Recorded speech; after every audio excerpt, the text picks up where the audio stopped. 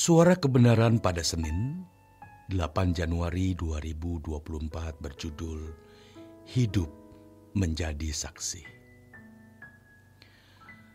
Kehidupan kita harus menjadi berkat bagi orang lain. Sebab Tuhan Yesus sendiri berkata, seperti Anak Manusia datang bukan untuk dilayani, tetapi untuk melayani. Matius 20 ayat 28. Demikian pula orang percaya harus sampai pada level kedewasaan rohani yang hidupnya melayani. Jadi, melayani itu suatu keharusan. Kalau bisa dikatakan suatu kodrat. Tidak bisa tidak. Setiap orang percaya yang telah ditebus oleh darah Yesus Kristus pasti menjadi berkat bagi orang lain. Tidak ada orang percaya yang tidak menjadi berkat. Tidak ada orang percaya yang tidak melayani. Tetapi saudaraku, melayani itu bukan berarti aktif dalam kegiatan gereja saja. Ini konsep salah yang telah ada di dalam pikiran banyak orang. Artinya melayani itu harus ada dalam lingkungan gereja, dalam kegiatan pelayanan gereja. Jika tidak, maka itu bukan pelayanan.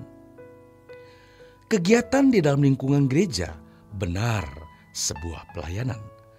Tetapi pada intinya, pelayanan adalah kegiatan hidup yang membuat orang mengenal Allah. Kegiatan hidup, aktivitas hidup yang membuat orang mengenal Tuhan. Memperkenalkan Tuhan bukan hanya mendengar cerita tentang Yesus, namun harus juga melalui peragaan hidup. Bagaimana seseorang memperagakan hidupnya Tuhan di dalam dirinya, dan itu barulah disebut sebagai saksi.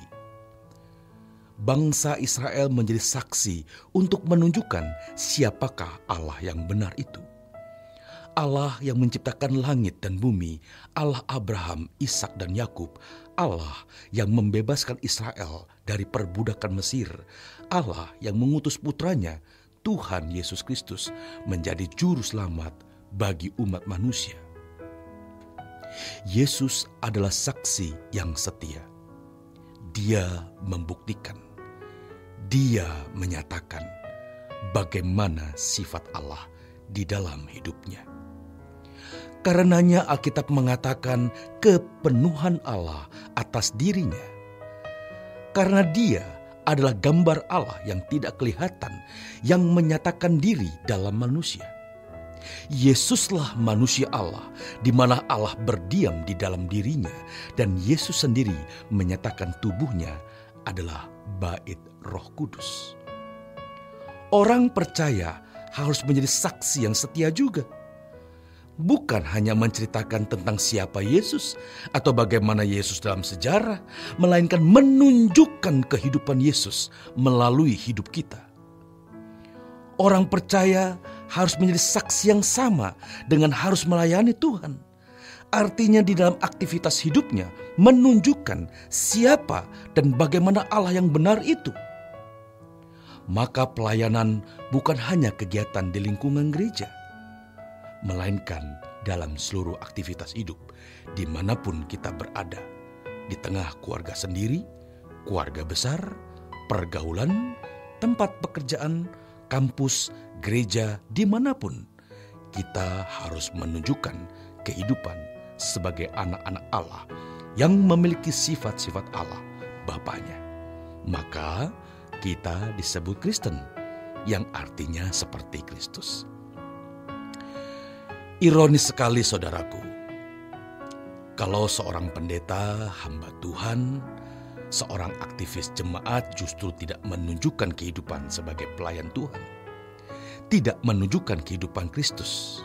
Misalnya mulut bocor, sembarangan menulis sesuatu di media sosial yang menunjukkan kebencian, dendam, mencemarkan dan menjatuhkan orang lain, merusak karakter orang dan lain sebagainya. Dan itu terjadi di lingkungan gereja. Fakta ini sudah terjadi di mana-mana. Karakteristik Allah tidaklah demikian. Karakter Kristus tidaklah demikian.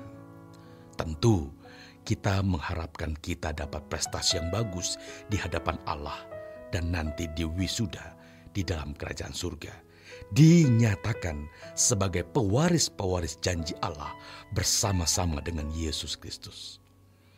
Marilah kita menyadari, saudaraku, bahwa kita adalah orang-orang yang ditebus oleh darah Yesus. Artinya, kita harus menjadi pelayan Tuhan. Roh Kudus akan menolong kita untuk itu.